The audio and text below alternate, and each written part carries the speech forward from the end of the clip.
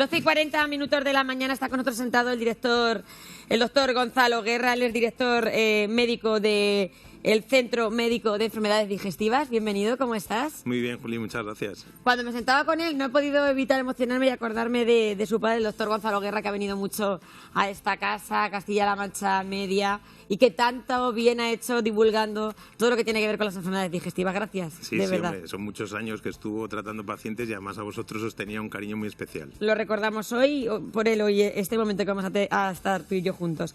Bueno, tenemos que hablar de la obesidad, un problema que nos preocupa y mucho. La semana pasada se celebraba el Día Mundial de la Obesidad y son cifras que afectan a todo tipo ya de edades. Estamos viendo obesidad en los niños, obesidad en la edad adulta, obesidad en la edad después de los 65 años. El problema de la obesidad está presente en nuestro país. Pues sí, y además cada vez más. Fíjate que más o menos la OMS calcula que un 13% de la población mundial convive con la obesidad y cuando nos venimos a España estamos hablando de casi un 20%. Que es una barbaridad. Es una barbaridad. Esta mañana me pasaron una tabla, doctor Guerra, de cómo está la obesidad en nuestro país. En España, fíjense ustedes, Castilla-La Mancha concretamente tenía cifras que superaban el 18% en los hombres. Había comunidades como, por ejemplo, Asturias, donde se llegaba incluso al 20%. ¿Qué estamos haciendo mal? Pues es un poco un sumatorio de factores, ¿no? Evidentemente nos estamos alimentando peor o algo estamos haciendo, como bien dices, mal a la hora de comer. Nos movemos mucho menos. Fíjate, yo pongo un ejemplo que una vez en un congreso de cirugía de la obesidad me llamó muchísimo la atención, porque una persona que estaba haciendo la presentación nos decía que el tamaño de los paquetitos de patatas fritas de las hamburgueserías de hace 30 años era 4 veces menos que el de ahora. Y sin embargo ahora nos movemos probablemente 2 o 3 veces menos que entonces. Entonces, claro, si comemos peor y nos movemos menos, pues lo de la obesidad es algo que es impepinable, claro. Menos calidad en los alimentos porque tú sabes que antiguamente en las casas, aquí estamos en Castilla-La Mancha, pues aquí se comía muchísima, por ejemplo, grasa del cerdo, que era el animal que existía en las casas por excelencia. La mayoría de las personas durante el invierno vivían de lo que el cerdo les daba después de hacer la matanza en noviembre y en diciembre. Y se aprovechaba pues para hacer desde un cocido, hacer un potaje ahora que estamos en vigilia, se cenaba un poco jamón a la plancha, una cinta de lomo, pero todo era carne fresca sin procesar.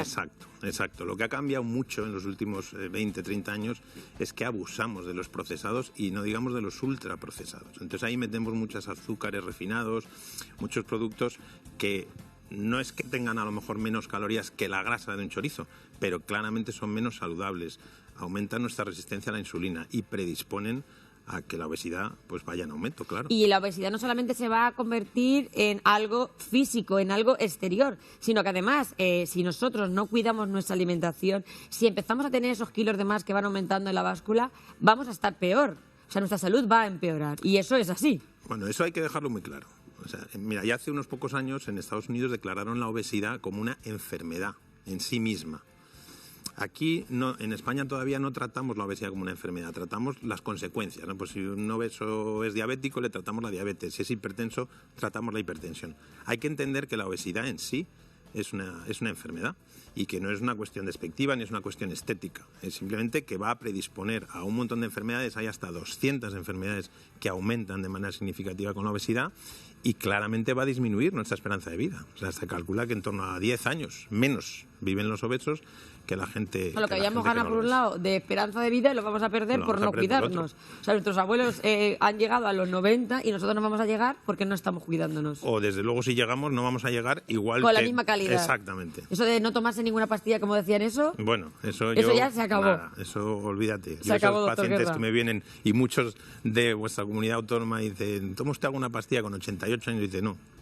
Y bueno, yo me quedo pero pasmado. ni colesterol, ni tensión. Nada. Y están perfectos. Y esos, efectivamente, han comido matanza, han comido chorizo, han comido asados. Lo que no han comido, pues bollería industrial, azúcares refinados, etcétera. Embutidos. Sí. Y lo que han hecho es que se han movido, han salido a trabajar al campo, cada uno en el trabajo que tuviese, han hecho ese ejercicio físico que hacían de manera natural y que ahora estamos haciendo que nuestros hijos tampoco lo hagan, porque vamos a la escuela.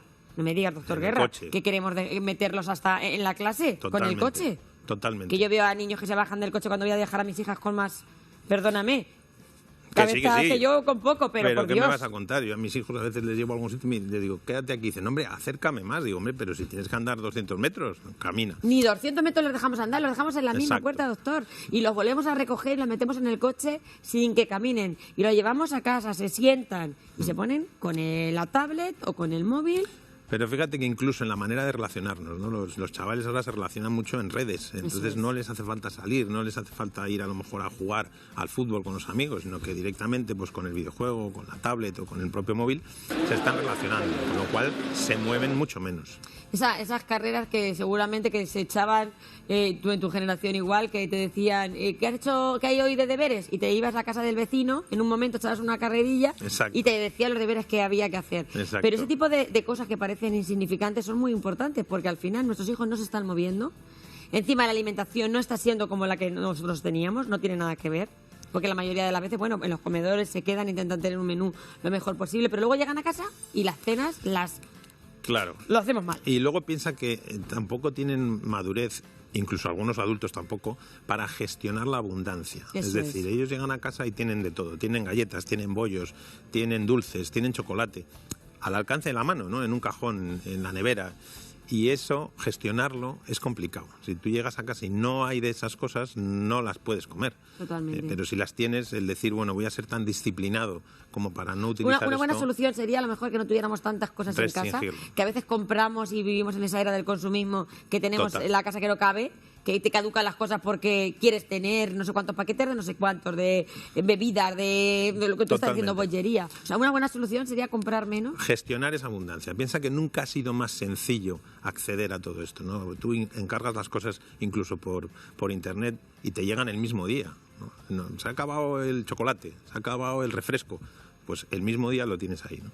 Quizá hay que gestionar ese exceso de producto, ese exceso de abundancia para que no tengamos tanto acceso a los productos que son menos buenos para nosotros. Eso es una cosa que tenemos que aprender hoy, gestionar la abundancia, que a lo mejor vayamos al supermercado y echar menos cosas al carro de la compra, ¿verdad? Cosas básicas, pero las cosas que son extra podemos dejar de echarlas y solamente cogerlas cuando son necesarias. Exactamente. Doctor, en el Centro Médico de Enfermedades Digestivas tratáis pues a muchos enfermos que ya han pasado esos límites del exceso de kilos y ya hay que recurrir incluso a la cirugía. ¿Qué tratamientos tenéis o cuáles son los más novedosos? Pues mira, yo te diría que, claro, ahí va un poco en progresión, ¿no? Hablábamos de que pues casi un 20% de la gente tiene obesidad, pero es que casi un 40 y tantos % tienen sobrepeso. Exacto. Entonces, claro, ¿Qué es sobrepeso? Porque ahora ya lo de sobrepeso es que no sabemos cuándo nos pasamos. El sobrepeso. Bueno, es verdad que todo esto es un poco subjetivo hasta que aplicas alguna regla, ¿no? En este caso, pues lo que aplicamos siempre es el índice de masa corporal, ¿no? Que dice que, bueno, pues entre 25 y 30 estamos en sobrepeso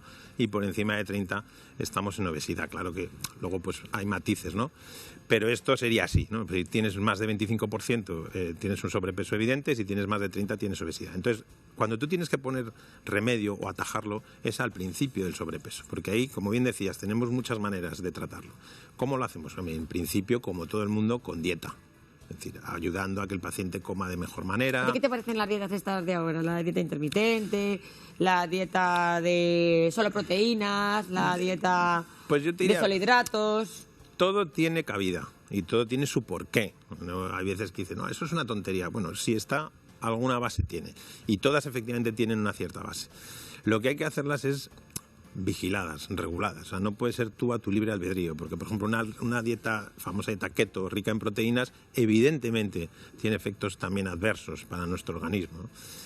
Todo lo que sea restringir nutrientes tiene ciertos efectos. Y doctor, cuando ya no queda otro remedio que recurrir a la cirugía, por ejemplo, una cirugía bariátrica, que la gente tiene mucho miedo, hay que hablar que ha cambiado mucho ese tipo de cirugía, que ahora la recuperación, no voy a decir que sea inmediata, pero que no tiene nada que ver. Bueno, ahí es muy importante que entendamos dos cosas. La primera, cuando alguien se opera porque tiene una obesidad evidente, cuando alguien se somete a un procedimiento de cirugía bariátrica, es porque tiene una enfermedad. O sea, no es porque qué mal me veo con unos kilos de más y me voy a someter a una cirugía, que son cirugías bastante radicales, para verme mejor. No, te vas a someter a esta cirugía para estar mejor de salud y evitar problemas, como hemos dicho, diabetes, hipertensión, etcétera, etcétera. Lo segundo que hay que entender es que son cirugías con una tasa de complicaciones muy baja, extremadamente baja, porque si no fuese así, no se podrían hacer. Entonces, nosotros tuviésemos una tasa de complicaciones graves en la cirugía bariátrica del 10, 12%, no la haríamos, porque sería inadmisible, ¿no? Hablamos de tasas de complicaciones pues por debajo del 1%.